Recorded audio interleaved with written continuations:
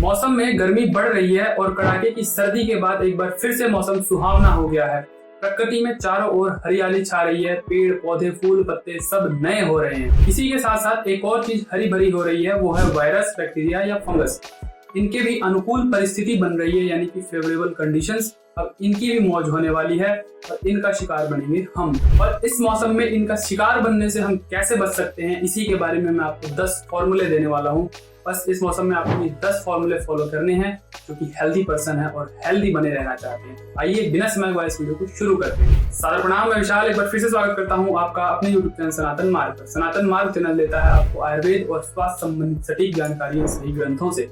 यदि आप सही जानकारियों को प्राप्त करते रहना चाहते हैं तो चैनल के साथ अवश्य जुड़ें, इसे सब्सक्राइब कर लें और बेल आइकन का बटन भी दबा दें। आयुर्वेद ऐसा कहता है कि सर्दियों के समय में संचित यानी कि शरीर में इकट्ठा हुआ कफ वसंत ऋतु में यानी कि इस मौसम के अंदर जब सूर्य का ताप पड़ने लगता है तो पिघल करके हमारी अग्नि को मंद कर देता है, यानी कि हमारे मेटाबॉलिज्म को डाउन कर देता है, जिसके कारण बहुत से रोग होते हैं।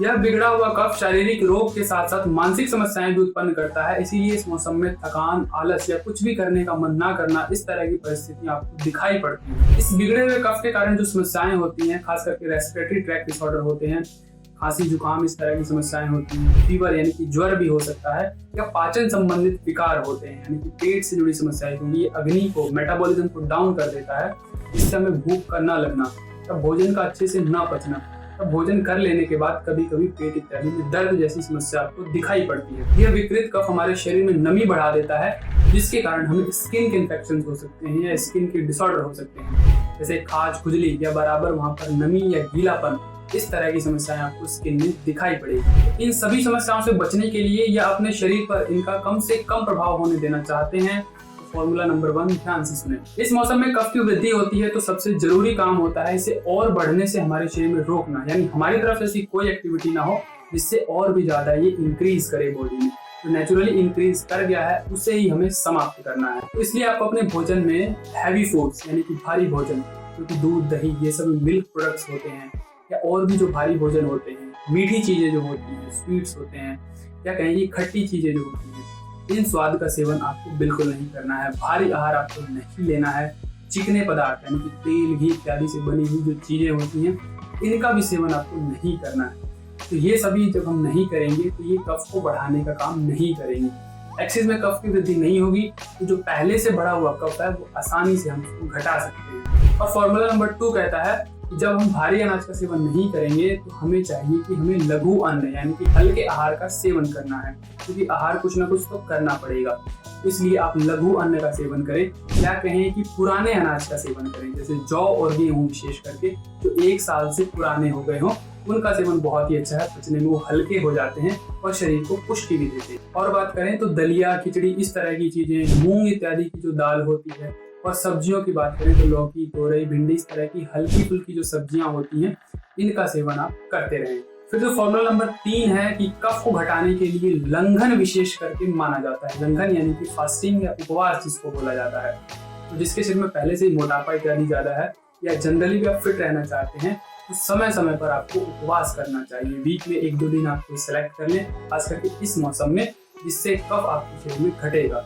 उस दिन आप सुबह से शाम तक कोई धनिया का पानी या जीरा का पानी, या कहें कि सौंफ या मेथी का पानी, अपने अपनी प्रॉब्लम के हिसाब से आप इसका सेवन कर सकते हैं। और शाम को फिर सोने समय या कहें कि रात्रि में जब आप हल्का आहार का सेवन करके फिर सो सकते हैं। फिर फॉर्मूला नंबर 4 है खाने के बाद आपको कुछ सुरा या मद, या कहेंगे जिसे अल्कोहल कह सकते हैं, आज की भाषा में कहना अच्छा नहीं लगता है, लेकिन आयुर्वेदिक विधि से बने हुए मद की बात है, क्योंकि इसकी जो क्वांटिटी होती है 2 से 3 चम्मच, आप अपनी समस्या के हिसाब से अपने डॉक्टर से कंसल्ट करके इसे ले सकते हैं। नॉर्मली जो सारस्वतारिष्ट, बलारिष्ट, लौहासव या अश्वगंधारिष्ट, इस तरह की जो चीजें होती हैं वो हम ताकत के लिए या इस मौसम में कफ की वृद्धि को रोकने के लिए यूज करते हैं। फिर जो 5वीं चीज है वो है मधु यानी कि हनी।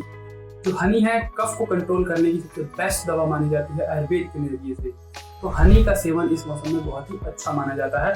सुबह सुबह खाली पेट सादे पानी के अंदर आप 1-8 चम्मच शहद का सेवन कर सकते हैं, या कहें कि जनरली भी आप 1 चम्मच शहद का सेवन सुबह खाली पेट कर सकते हैं, जिससे कफ आपके शरीर में कंट्रोल रहेगा। शहद के साथ आप 1-8 चुटकी काली मिर्च का भी सेवन कर ले तो वो और भी बेटर है।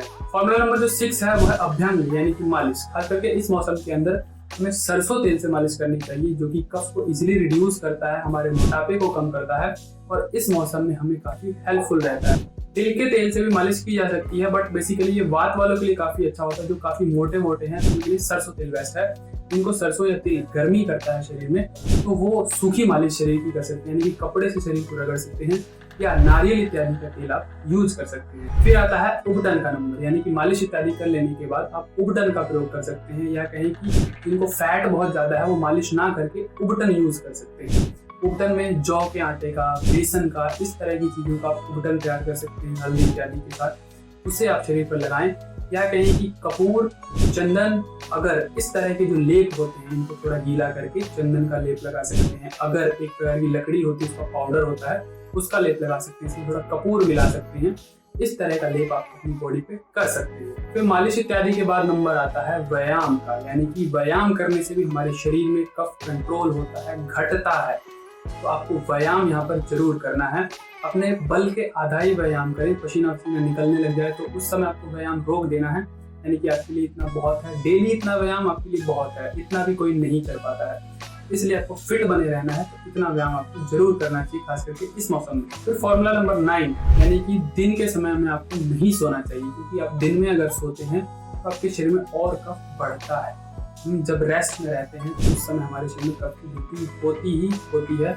रात्रि में तो हमें सोना ही पड़ेगा, पर दिन में जब हम सोते हैं तो एक्सेस में और ज्यादा मात्रा में कफ बढ़ता है। इसलिए इस मौसम में दिन में वैसे ही आलस और नींद आती है, आप उसको कंट्रोल करें या कहें कि व्यवस्थित करें। और फॉर्मूला नंबर 10 है, यानी कि जिनको कफ की बहुत ज्यादा वृद्धि होती है, एक्सेस में कफ बढ़ता है या टेंडेंसी नेचर बॉडी की कफ वाली है, तो उनको यदि पंचकर्म लेना चाहें तो वो ले सकते हैं। पंचकर्म इसमें विशेषकर वमन कराया जाता है। आप पंचकर्म सेंटर में डॉक्टर से कंसल्ट कर सकते हैं, वो आपको सजेस्ट करेंगे।